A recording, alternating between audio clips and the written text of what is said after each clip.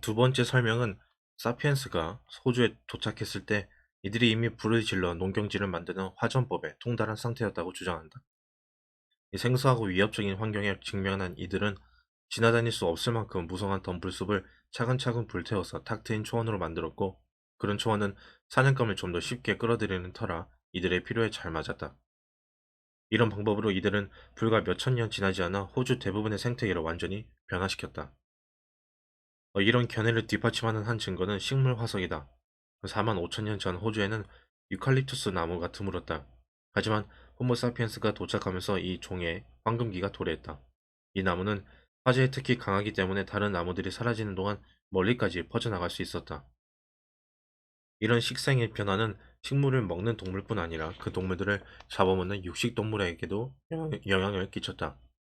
오직 유칼립투스 잎만 먹는 코알라는 행복하게 입을 씹으며 새로운 서식지로 퍼져나갔다. 다른 대부분의 동물들은 큰 고통을 겪었다. 호주의 수많은 먹이 사슬이 붕괴했고 약한 사슬은 멸종의 길을 걸었다. 세 번째 설명은 사냥과 화전 농업이 멸종에 중요한 역할을 했다는 사실을 인정하긴 하지만 기후의 영향을 완전히 무시할 수는 없다고 말한다. 4만 5천 년 전 호주에 닥친 기후변화는 생태계를 뒤흔들어 극히 취약하게 만들었다. 정상적인 상황이라면 생태계는 과거에도 여러 차례 그랬던 것처럼 회복되었을 것이다. 하지만 이 결정적 국면에 인간이 등장함으로써 가뜩이나 연약한 생태계를 심연으로 밀어넣었다. 기후 변화와 인간의 조합은 대형 동물에게 특히 파괴적이었다. 각기 다른 각도에서 공격을 가했기 때문이다. 여러 위협에 두루 적용될 훌륭한 생존 전략을 찾기는 어려운 법이다. 이 추가 증거가 없는 한 세 가지 시나리오 중 어느 하나가 맞다고 결정할 수는 없다. 하지만 만일 호모사피엔스가 호주나 뉴질랜드로 내려가지 않았다면 그곳에 아직도 유대목의 사자, 디프로토돈, 대형 캥거루가 살고 있었으리라고 믿을 이유는 충분하다.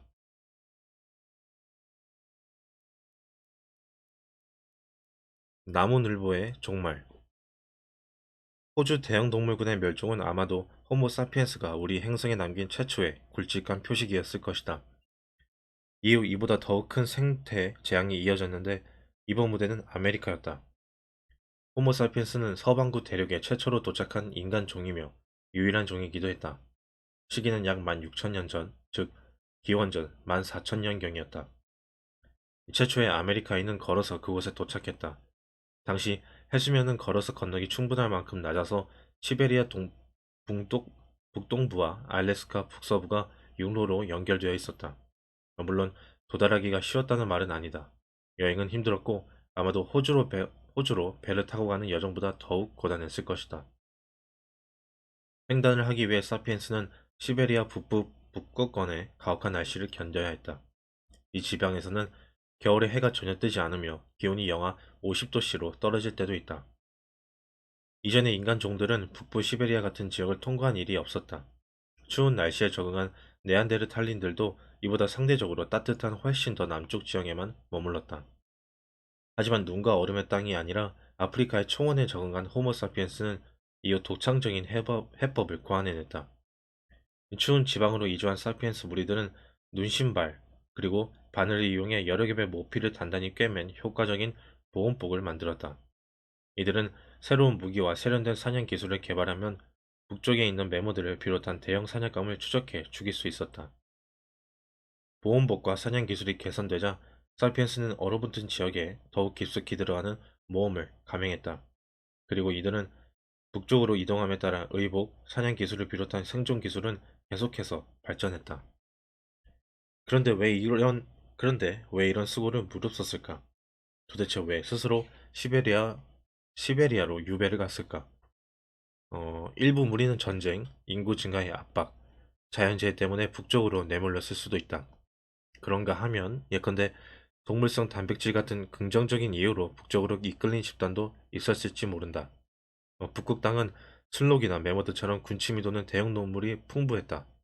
매머드는 한 마리만 잡아도 엄청난 양의 고기와 맛있는 지방, 따뜻한 모피, 귀중한 상아를 제공하였다. 순기르의 유적이 증언하듯 매머드 사냥꾼들은 북쪽 동토에서 단지 살아남은 것이 아니라 번성했다. 시간이 흐르면서 이들 무리는 매머드와 마스터돈, 코뿔소, 슬록을 쫓아 더 멀리 퍼져나갔다. 기원전 14,000년 전쯤 이 중 일부가 사냥감을 쫓아 시베리아 북동부에서 알래스카까지 가게 되었다. 물론 이들은 자신들이 신세계를 발견했다는 사실을 몰랐다. 메머드에게나 인류에게나 알래스카는 시베리아의 연장에 지나지 않았다. 처음에는 빙하 때문에 알래스카에서 아메리카의 다른 지역으로 가는 길이 막혀 있었다. 더 남쪽을 탐사할 수 있었던 것은 소수의 고립된 개척자들 뿐이었을 것이다. 그러던 중 기원전 22,000년쯤 지구 온난화로 얼음이 녹고 좀 더 쉬운 통로가 열렸다. 새로운 통로를 이용해서 인류는 때를 지어 남쪽으로 이동했고 대륙 전체로 퍼져나갔다. 원래는 대형 동물을 사냥하는 데 적응했던 터였지만 이들은 곧 극히 다양한 기후와 생태계에 적응했다. 시베리아인의 후예들은 미국 동부의 울창한 숲, 미시시피 삼각주의 늪지대, 멕시코의 사막, 중미에 찌는 듯한 밀림에 정착했다. 아마존강 유역의 세계를 둥지를 틀었는가 하면 안데스 산맥의 골짜기나 아르헨티나의 대초원에 뿌리를 내리기도 했다. 이 모든 일이 단 1000년이나 2000년 만에 일어났다. 기원전 만년이 되자 인류는 미 대륙 최남단의 티에라 델 푸에고 제도가에까지 정착했다. 인류의 이런 진격전은 호모 사피엔스의 뛰어난 창의력과 적응력을 증언한다. 다른 동물은 이토록 극단적이고 다양한 서식지들의 사실상 똑같은 유전자를 가진 상태로 그토록 빨리 이주한 예가 전혀 없다. 사피엔스의 미 대륙 정착 과정은 평화롭지 않았다. 사피엔스가 지나간 자리에는 희생자들의 흔적이 길게 남았다. 14,000년 전 미 대륙의 동물군은 지금보다 훨씬 더 풍요로웠다.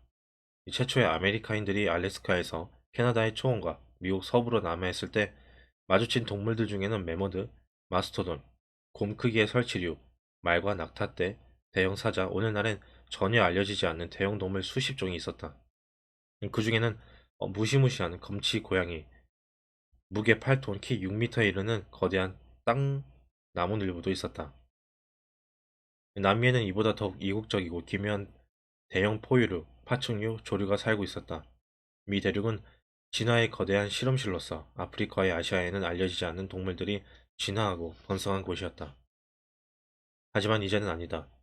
사피엔스가 도착한 지 2000년이 지나지 않아 이들 유일무이한 종 대부분이 사라졌다.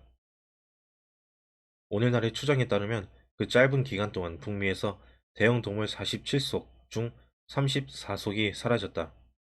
남미에선 60속 중 50속이 사라졌다. 3천만 년 넘게 번성하던 검치고양이도 멸종했고 대형 땅나무늘보, 대형 사자, 미국 토종의 말과 낙타, 대형 설치류와 매머드도 같은 운명을 맞았다. 이보다 작은 포유동물, 파충류, 조류 수천 종을 포함해 곤충과 기생충까지도 멸종했다. 매머드가 사라지면서 매머드에게 기생했던 모든 진드기 종도 함께 없어졌던 것이다.